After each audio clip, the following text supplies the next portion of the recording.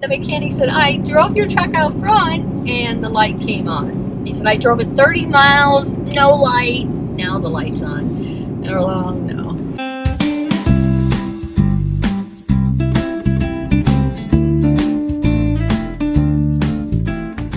For those of you who have been following us on Facebook, you know that we had some issues with an F-350 about 3 weeks ago. The F-350 that we had for 2 years, that we had traveled 25,000 miles in,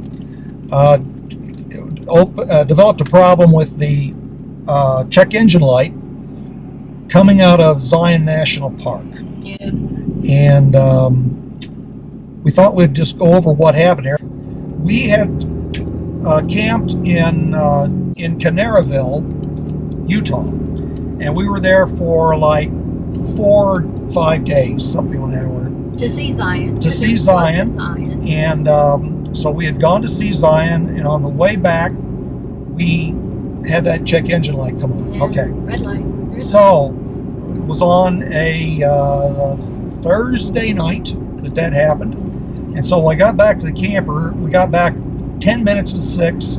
Yeah, and so I called the dealer in Cedar City, Utah, about 13 miles up the road, and talked to a fellow there in service. Of course, he told me that, as they always do, they're full. I mean, they schedule them pretty tight. But come by in the morning and then see if they could find somebody to take a look at it. So that's what we were going to do. So 7:30 the next morning, I was in Cedar City at the dealership, prepared to spend the whole day there, and I was there for probably 2.5 hours. And they came out and they told me, well, what you need is a new EGR valve, and we don't have one. We'll order it, and it will be here on Monday. So come back Monday. So come back Monday. All right. So the truck was still drivable at this point, so I drove it back to our campsite in Canaryville, Utah, and faced the next immediate problem getting ready for Monday. And the immediate problem was we were supposed to leave the Red Ledge campground on Sunday, the day before the truck could be worked on. And we didn't want to go to the next campsite because our truck had lost its power to pull. Yeah. So we didn't think we could even pull our camper. So we were like, now how are we going to move? How are we going to do this?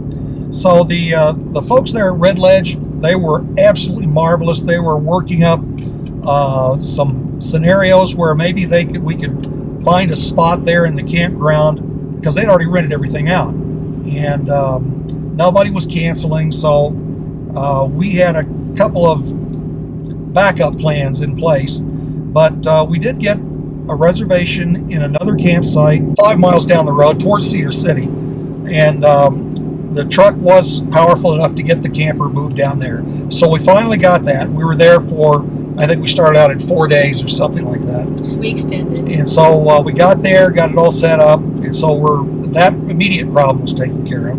So Monday morning comes along, we take the truck back to the dealer in Cedar City, and to replace the EGR valve. They got the valve in. Well, they came out in a couple of hours and says, well, now we got a problem, because we went to take the old EGR valve out.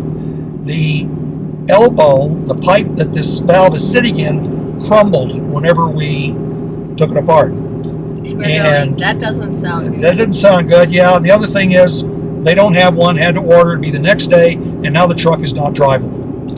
So again. Okay, so we had them, actually at that point, I still had the motorcycle on the back of the truck. So we took the bike off, and I rode the bike in the rain back to the campsite, this new campsite, the second one we had in the area, and let them order the new elbow and put it back together. It's supposed to be done now. This was on Tuesday morning. So Tuesday morning they call and say, yeah, we got it all back together. We drove the truck 30 miles. EGR valve, or the check engine light is off now. It all seems to be fine. Come and get it. So we actually called the shuttle service there for the dealer, and they were going to come and pick us up in an hour. Before the shuttle service picked us up, yeah, I got a phone call. she got a phone call. Yes, and he said, from the mechanic. The mechanic said, I drove your truck out front and the light came on. He said, I drove it 30 miles, no light. Now the light's on. And we're like, oh, no. Okay, so it's still not fixed. So at this point, we're saying, all right, now then we're getting really concerned because we're running out of time. I'm supposed to leave on Wednesday, I think it was, from the second campground. It's Tuesday, it's not fixed, and now they don't even know what's wrong. Don't know what's wrong. So, that's what's really scary. Yeah. So now I'm losing a lot of faith in my truck. Yeah, we're starting to sweat a little bit now. So well, and also we were talking over the weekend and stuff and says, you know, this truck is 10 years old, and you know, we talked about we needed to be getting and looking for another one, and so that's where now I'm saying I don't trust this truck. We need to look for another truck. And the subject had come up. The service writer that I've been working with there, he said, you know, did you ever think about trading this truck in? And I said, well, yeah, we talked about it from time to time, obviously. So he'd already planted the seeds. So we did talk to somebody in the sales department. So we were looking at that and seeing what the alternatives might be for a new vehicle.